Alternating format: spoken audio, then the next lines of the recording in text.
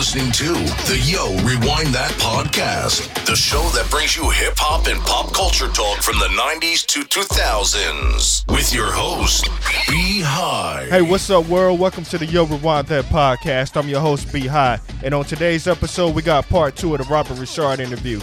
He's gonna finish telling us the Flex story, talk about House of Wax, Paris Hilton, Kim K, give us some Mike Tyson story, and he's gonna talk Nipsey Hussle. Let's get into this episode. Oh yeah, follow me on Instagram, Twitter, and Facebook at Yo Rewind That, and my personal page at B.High.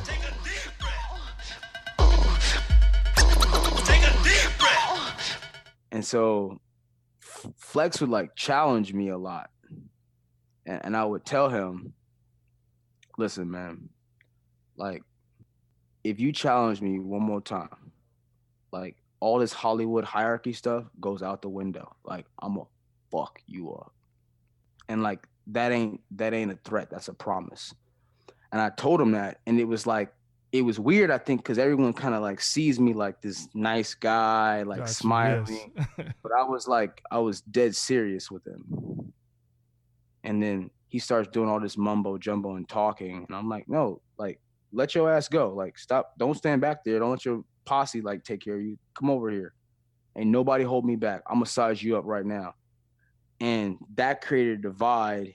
And in that divide is kind of where Kyle's and I's story started to flourish, and the dad's role kind of went away. So that last season with Ray J and like all the other like younger kids. That's right. Ray J was on there. Yeah, I remember. Ray J was on the show. Right. So that's kind of how that happened. And I don't really tell that story, but I think it's important that I'm authentic with everybody, especially the listeners, that like sometimes people don't like you. And one, you got to be centered with yourself. Like, the reason why I didn't have any respect for certain people in Hollywood is like, you don't say hi to the janitor. You don't say hi to the cook. You don't say hi to the person who's, doing all the heavy lifting, but then you want to act all buddy with me. I don't really fuck with that like that. I'm like, either you treat everybody the same or I don't really fuck with you. So when I see somebody like high on their horse, like driving these expensive cars and having jewelry and dripping and thinking they're better than somebody just because you're just lucky, like, you know what I mean? Like, that don't fly where I'm from. So I just was like, I don't really fuck with anybody like that. And I would say that in my career, a lot of the conflict that I had is like, to me, you a sedity motherfucker. To me, you somebody who is fair weather, or you think you better than somebody. And if you act like that, that's cool. Just don't talk to me. I ain't the one. Man, that's what's up. And so like in Hollywood, there could be a little bit of like, is Rob one of us? But like in the streets and in the neighborhood, like I can get on a subway and have no problems with nobody. Don't matter what crew it is, don't matter who it is. And I can be like, I feel like in any environment and still be the same Rob and talk shit. And people are like, I fuck with you because you real, you authentic. Like, I was in North Carolina, I'm sitting in a bar and somebody started jawing at me. I said, bro, I'll take your lunch money so quick right now. I'm like, you want to get on the court? I will fucking embarrass you, nigga. I really hoop. I will make it so none of your friends talk to you no more. Wow, you said that in Hoop State? Yeah. That's Hoop State, man. That's Hoop State. It's Hoop State.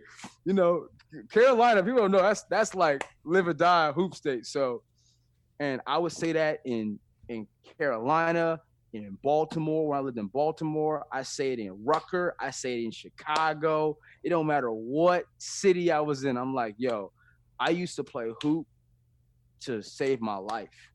So like, I don't know if you've lived that yet, you know what I'm saying? But like for some of us, that's what it is. It's like gang banging and hoop.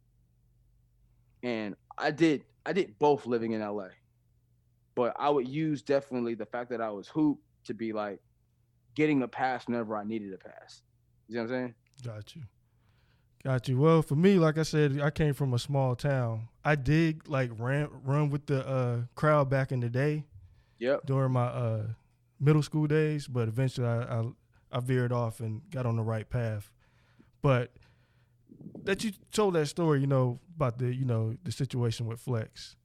And how, you're humble. So by you, shooting, during the daytime, going to your acting gigs and coming back, hanging with your friends, did that help keep you humble? Yeah, because like I never wanted to be that dude who forgot where he came from.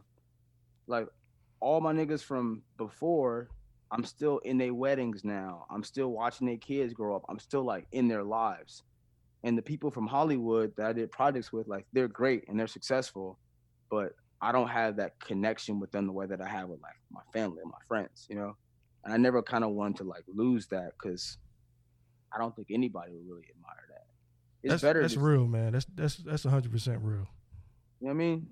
So, and I shout out to anybody who's like still with their same crew, like not like in a joking way, but just like that's who you F with. You know what I'm saying? That's what's up, man. Yo, I respect that. I really fuck with you now. Like I always been a fan, but like I said, I really like now hearing that story and knowing that, like that's very humbling.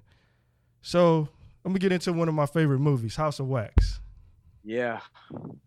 Who was your? Yeah. Let me see. What was her name, man? Paris Hilton. Was your girlfriend in that movie? Yeah, she's fine. Yeah. I know. Oh yeah. Paris, yo. So let me tell you like the whole story, right? So the whole story is I'm on set with Ray J, and Ray J's real girlfriend is this girl named Kim Kardashian. Oh shit. And she would be on set like all the time. And like the news story broke like Nick Lachey breaking up with Jessica Simpson, seen with Paris Hilton's best friend, Kim Kardashian. Like that was the headline that like broke Kim K. Coming out of what's now Bootsy Bellows with Paris Hilton and Nick Lachey. Okay. And Nick had just broken up with Jessica Simpson off the television show they played, like the Simple, whatever. Oh, okay. It was Yeah, I remember on MTV. Exactly, MTV. So I'm with Kim all the time, and she's like, "Oh, you're gonna go shoot with my best friend." And I'm like, "Who?" She's like, "Paris." I was like, "Okay." So I remember we shot in Australia. So I fly to Australia. We have the table read. And the director says, I need you and Paris to go like on your own little date. So me and Paris went on like a date, but Paris is from LA and I'm from LA. So I just start telling her all these stories about people that were our mutual friends. And she's like, oh, wow. Like you know me, like not my Hollywood, like, like local LA high school girl me. So we got real close. And then all that chemistry that we had on camera was real. Great. Yeah, that's what's up. What was the hardest? What was the challenges that came with playing in a horror? What is it? Is it a horror type movie? Horror role? The challenge was when we were making the movie, they were making a reality show about the movie. Oh, okay. It didn't really come out, but while we were making the film, it was like real worlds. Like in the house, but like with the cast. It was like a reality TV show, but just the cast members. And they were trying to fuck with all of us, like telling lies, like trying to plant like booby traps, like all this shit, like saying who's who, all that kind of stuff. Got you. So we was dealing with all that aside from just like making a movie. You see what I'm saying? Got you. So that was a little bit of like a conflict because I had never really encountered that before because like that's like when reality TV was like starting to become like big. And I was thinking, why y'all trying to make a reality show when we already on a movie? You know what I mean? But you see what happened with reality TV. They were like, the drama behind stage is more important than the fucking, what happens on camera. So that's kind of like, that was like the biggest challenge for me. And I didn't really know how to navigate it. I was like, I ain't never been fascinated with tabloids, and we go to dinner and it'd be like paparazzi like crazy. I'm with Paris, the biggest person on the planet at that time. Mm-hmm. So we'd be at a dinner and it'd be like 30 paparazzis just like So hold on, so that was your first time experiencing like the paparazzi? Like paparazzi like that, you know what I'm saying? Because I wasn't ever trying to be in PR or like in that world, but I'm with Paris. She's like the biggest person on the planet. We can't go nowhere that she's not going to just get lit up. So that was, I mean, that was it. That was like the challenge, but it was hot though. It was great. So by you saying that, let me ask you this. So what don't you like about Hollywood? So I'll say this. There's nothing that I don't like about Hollywood because now I know what kind of animal it is. Right. Okay, got you. So like people say like if you own a Doberman, like a Doberman, he might snap on his owner. But it's a Doberman. It's like you talking about. Like, that's the dog you got.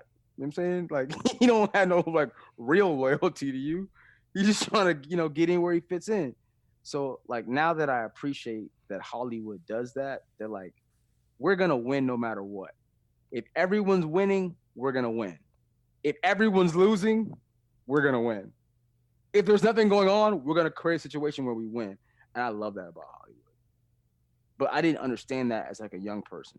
I mean, I'm just like a, good dude from LA, like just trying to make it out of the hood, you know what I'm saying? But Hollywood is its own beast, and I appreciate it now. So we're going to get into the current. I just watched Bolden today. Oh, powerful yeah, movie, man. Super powerful. I want to say somewhat from looking at that movie, I think he invented rap. Yo, he did.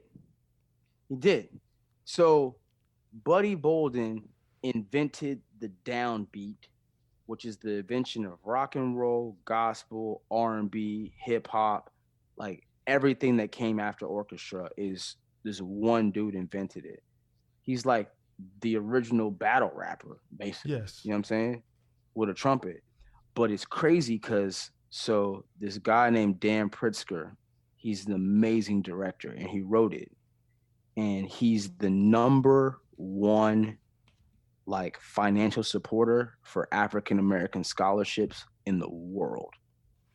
So he made this movie and he's like, I want to tell a story that's really gripping of like the world that someone of that talent and that color lived in at that time. And so he basically made a movie of like the society being like, wait a minute, you're a black man and you can like sell tickets and sell out crowds. Like, we need to kill you. So that's the movie he was making of like the society being like, you can't have somebody rise that kind of power and be that color. So let's give them drugs. Let's give them alcohol. Let's give them disease. Let's give them like interracial conflict and fights. Let's do whatever we can to just suck the life out of them. But before we do that, we need him to record this sound that everyone cares so much about and put it in this thing called a radio. Once we have his sound in a radio, we don't need him anymore. Just kill him. And like, you can think about Bob Marley, Pac, like Biggie, like we have your music captured in a box that people will love forever. Michael Jackson, his songs will be great forever. Yeah, Prince. And we don't need you to stay alive for that once we capture the music. It's deep, bro. Yeah, no, that movie, yeah, when I looked at it, I'm like, because I saw you like promoing for it. So I'm like, I'm going to check it out. And I'm like, oh, wow, he's right. This is deep. Like, this movie is very deep. Like, basically, like, even like when they was in the juke joints to us now, club scene, it's like twerking and stuff was going on like what we see today. But in their time, it was a little different, but it's still the same thing. I'm like, this dude invented hip-hop. I don't care what nobody say. Exactly. Like, I'm in the club, cutting it. Girls is twerking. We got drugs. Let's go to the hotel afterwards. Let's get naked. Let's smash. And let's, like, you know what I mean? Like, just be irresponsible. We're still living in that same wave now. It's just like the next set of waves. But, you know what I'm saying? It's still like, that's very much, that's why I was like, I want everybody to see, especially everybody who identifies with like the hip hop culture. Like, you got to watch this film. Yeah, that's a must watch. I'm definitely going to put more people on it. Like, yeah, you got to see that movie. Yeah, for sure. All right, man. So, let's talk about current projects you're working on. Okay. So I got a project right now called California Love, and it's like Titanic in the hood. I swear, it's so dope. It's like this girl from like the right side of life comes down to the hood and falls with in love with the dude from the wrong side of the train tracks.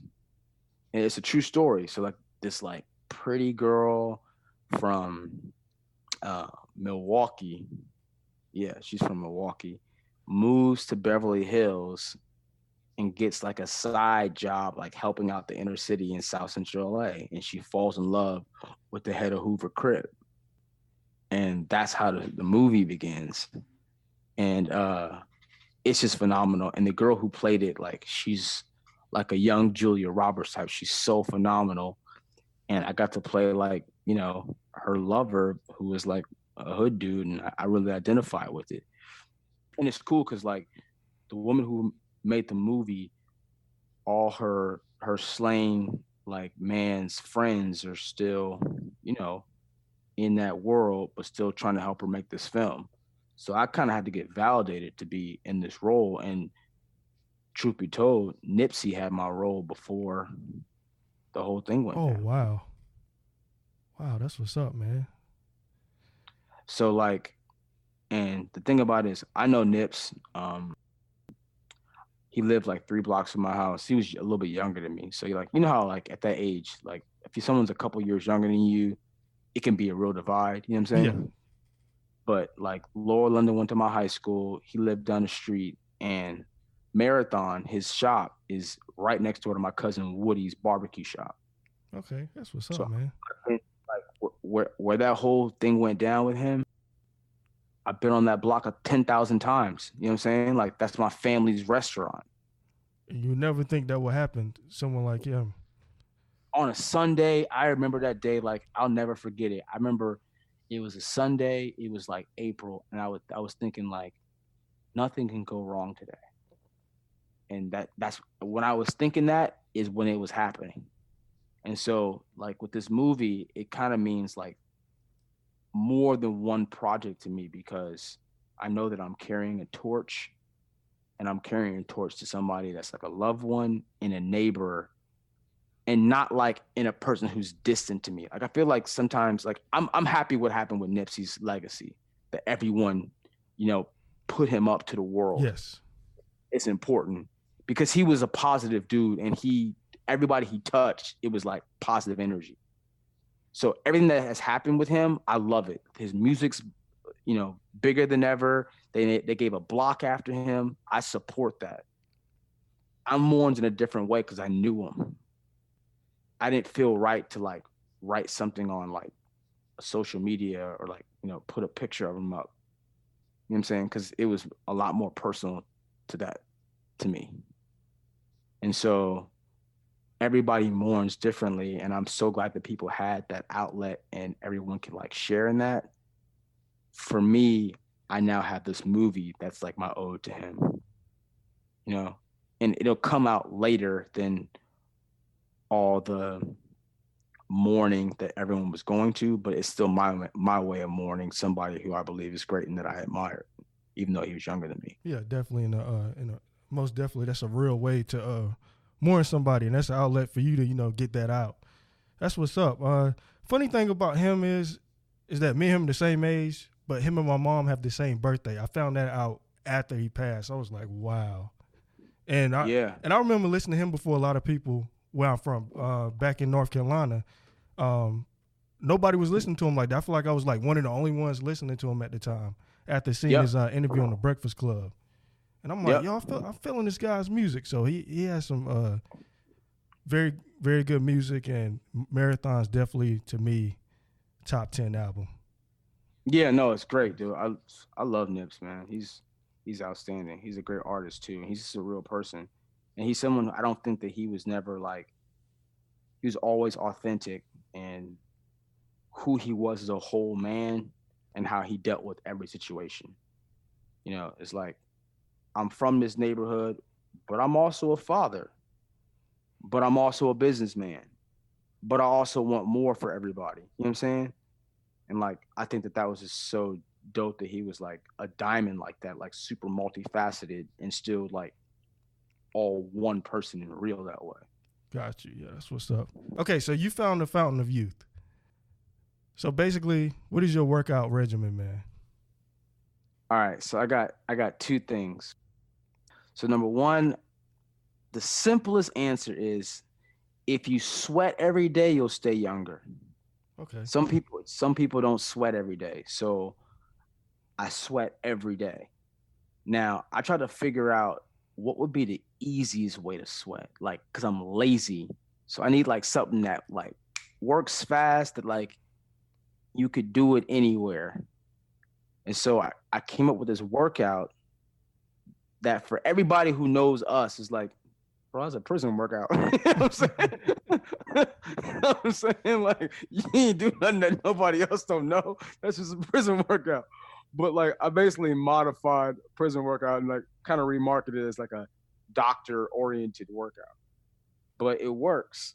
It's like everybody know in a jail cell, like you ain't running nowhere. Like you got just the floor spot next to your bed to work out.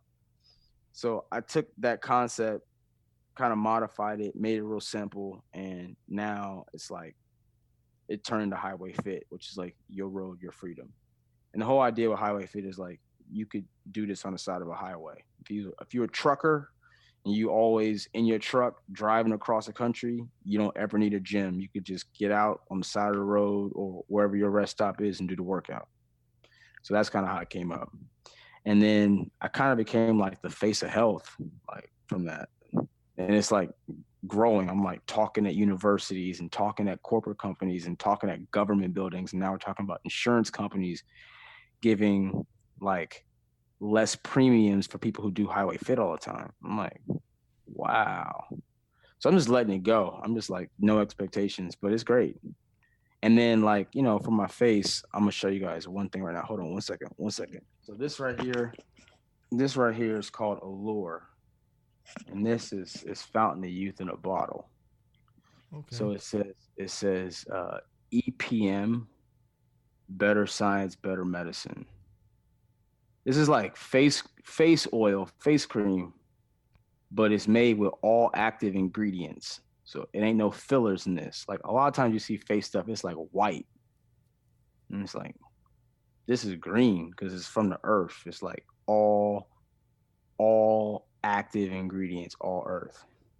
So anybody who wants to know what this is, like you can go to EPM Products. It's EPM Product X. But I'm a real supporter of this because I had a mole and my mole fell off. With that stuff? With this stuff. Wow. And like my whole family, like my mom's side of the family, everybody got moles. They got moles on their neck and moles on their chest and moles on their face. That's the theme of black people, man. So that's us. Right. So when it happened to me, I'm like, okay, well, it's hereditary. So I started using this, and you know, you can get self-conscious because I'm on television. I'm trying to kiss girls on TV. I can't. I'm saying I got this big old mole on my face, and my shit fell off. I was like, okay. And then I have psoriasis and eczema. My shit went away. I'm like, okay, so this could help me out and help other people out. I'm gonna start promoting it. So now it's like transform suffering for all. So you can go on, the website is www.epmproductx. That's EPM Products, but epmproductx.com. So cool. That's what's up, man. Thanks for sharing that. Yeah, no doubt. Listeners, definitely go out there and get that product. The microbiologist who invented it said that when they went to the drugstore, they would see all these products on the shelf. And if you look at the products, it says like on the back, it would say like active ingredient. And then they have like a whole section like inactive ingredients. And they were like, inactive ingredients? Why would you put inactive ingredients in anything? So they're like, what if we just made products that just had all active ingredients, like no inactive ingredients? And that's what EPM came. Elite Performance Medicine is what it's called. That's what's up, man. Congrats on the business opportunity. And I'm definitely going to go check some of those products out. Yeah, like you no said, doubt. You have a mole fall off. Definitely got to give that a try. My phone's dead right now. Otherwise, I would show you guys. My phone just died, so I was like, I wanted to show you guys. But okay, but my last question, and hopefully you have a story for me, because everybody seems to have a story. You have a Mike Tyson story? Oh, yes, I do. That beat Fat Joe's. Have you heard Fat Joe's story? My story is better than Fat Joe's story. Oh, okay. All right. Okay. So, like, my dad was in the military. My dad taught me never be afraid of anybody ever. Like, you be afraid of God and that's it. I go to this Hollywood party. I'm talking like mansion party, like all these girls, and I'm there with my girl. And my girl is like wearing nothing, like G-string and like, you know what I'm saying? Like one of them see-through bras. And we're walking through the party and I see this arm like go out to like grab my girl. And I grab it. I'm like, yo, motherfucker, who? It was Mike Tyson. it was wow. It was Mike Tyson's arm that like, I didn't like, I you know what I mean? I gave him one of them like, no, nigga, who the fuck, you know what I'm saying? And it was Mike Tyson's arm. And I swear, like my mind, the only thing that went through my mind was like chair.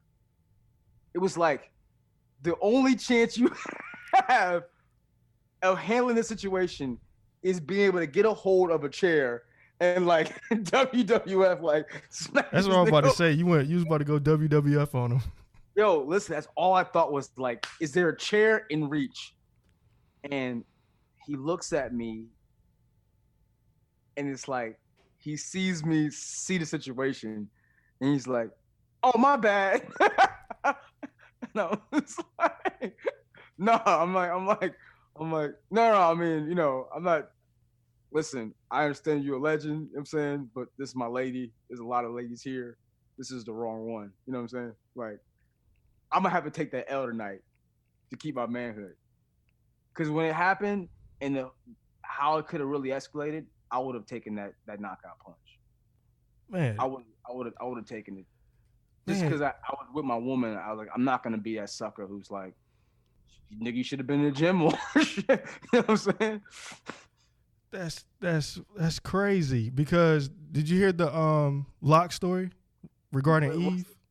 Tell me the Locke story. This is great. So basically, Mike Tyson was at an event. It was on the red carpet. Locke's, Eve. That's when, you know, I think Eve was like big at the time. Right. And Mike Tyson was like, Eve, I'll fuck the shit out of you. And the Locks told her, you're going to have to eat that one. Like, we can't do nothing. You know, usually they say anybody else, they'll fuck them up. But they told her, you're going to have to eat this one because we ain't fucking with Mike. Really? But for you to do that and tell me that story, wow.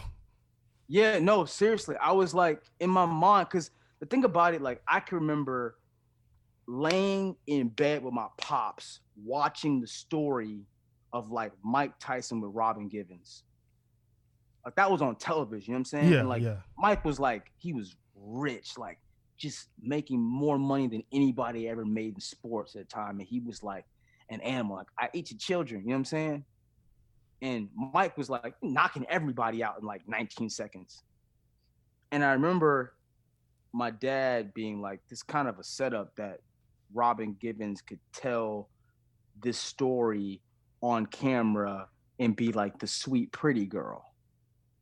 That like, I'm sweet and I'm pretty and like he was a monster, you know? Yeah. And like, how would anyone not believe her? Because the nigga's killing everybody. You know what I'm saying? Like, and cock diesel as hell.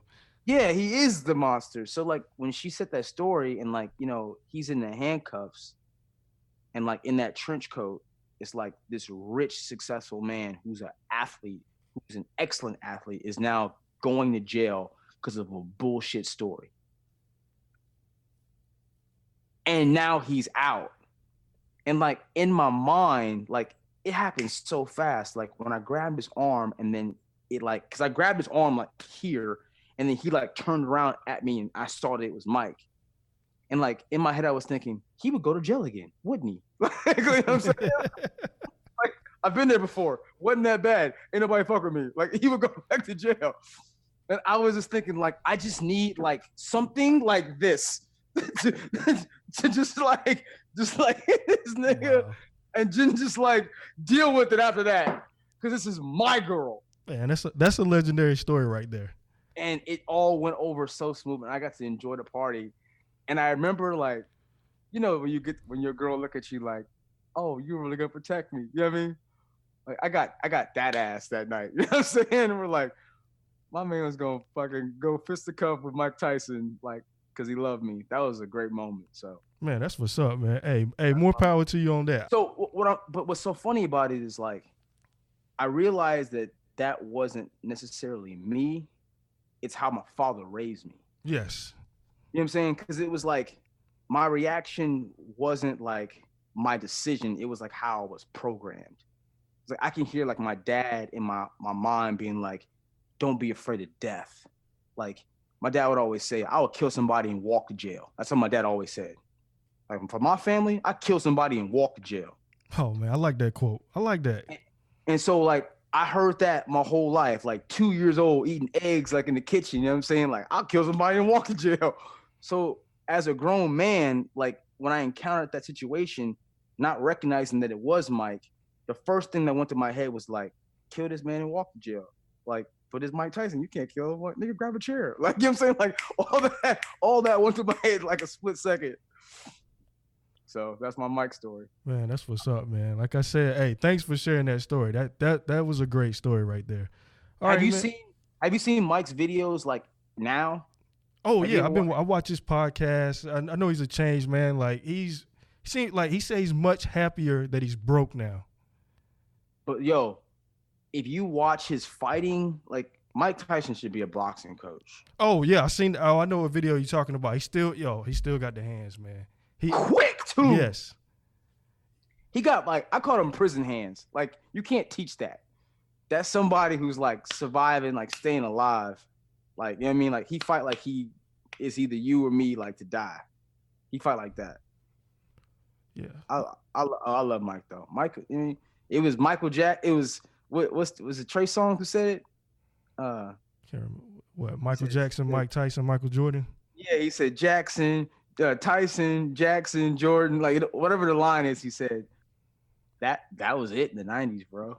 It was Jordan, Tyson, and Jackson. That was it. Yeah, 3 mics, man. Legendary mics. Legendary mics. Nobody will ever do what they did. Yeah. Oh man, dude. Them and Bo Jackson. Bo was the man, bro. Bo got legendary. You ever heard stories about Bo Jackson? I haven't heard many stories about him, but I know like he has one of my favorite pair of shoes I got back in the day. Like everybody loved Bo Jacksons. Listen, if you ever interview like athletes from like that time, ask them about Bo Jackson. They say Bo Jackson was like better than every athlete in every sport, like running up the wall. You ever heard the Bo Jackson like over the head with the bat story? I haven't heard that. Bo Jackson broke a Louisville Slugger over his head. God, like those bats are made tough, man. Yeah, bro. They said he ran a 4.1 40. 4.1? I think they said that Bo beat a 4-second 40. He ran like a 3.9 one time. Okay, now I got to do my research on Bo Jackson. Look it up on Bo Jackson. And everybody, Dion would tell you those stories. Like Eric Dickerson tell you those stories. Like everybody got stories on Bo. They said he was like a machine. Like nobody, they haven't encountered any athlete that was like that kind of power and strength like Bo Jackson. Yeah, that's what's up, man. I'm gonna definitely have to do my research on that. All right, let me ask you this one last question. Carolina or Duke? You gotta choose right now. Come on. All right, listen. Before I lose all my fans, I'm gonna have to go with Carolina. Okay, you did right. You did right, man. I'm gonna have to go with Chapel Hill, okay? Carolina. But that's one of the craziest rivalries ever. Cause like y'all's wins against each other are like dead even, right? Yes. And separated by 1 point. Yes. It's like all the wins add up to the same amount of wins, and all the points add up to separated by like 1 point. That's insane. But yeah, you gotta go. Okay, cool. Yeah, I'm a big Carolina fan. You have to, like, back where I'm from, you have to choose. And yeah, it's a religion. It's Bloods of Crips in Carolina. Yes. Duke and NC. Yep. All right. So where can the listeners follow you at on social media? Yo, if you see me out in the street, just come up, give me a hug. You know what I'm saying? I'm a real friendly dude. I smell nice. It's great. But if you don't see me in the street, you can go on my website, therobertrichard.com, and then on all my handles, I'm the Robert Ri'chard on everything. Instagram, Twitter, Facebook, the Robert Ri'chard. All right, man. Well, thank you for doing this interview. Yeah, and it was a pleasure, man, giving like good content, good stories. Yeah, no, we had a good time, man. I had some you did a lot of research, and we had some surprising questions, and I was just, I kept it PC for some things, but was real honest about. No, I'm glad you was real honest, man, because you gave some real content, like no fake shit, straight real, okay. Kept it 100. And look, anytime you want to come back on to promote something, come on, man. It doesn't even matter. Where you at? I'm in Atlanta right now. Oh, so yes. When I come to Atlanta, we're gonna do it in studio. Okay, cool. We can do that. I'm down. Definitely, definitely come to Atlanta. I'm gonna come to Atlanta. I'm gonna probably bring some of my friends who's out in Atlanta. We'll get everybody in the studio. We'll have a good time. We'll have a little drink, and then we'll chop it up. Okay, cool. Hey, I'm down, man. Just let me know when. Good shit. All right, man. Thank you for listening to the Yo Rewind That podcast. Hit that subscribe button on Apple Podcasts and follow me on Instagram, Twitter, and Facebook at Yo Rewind That.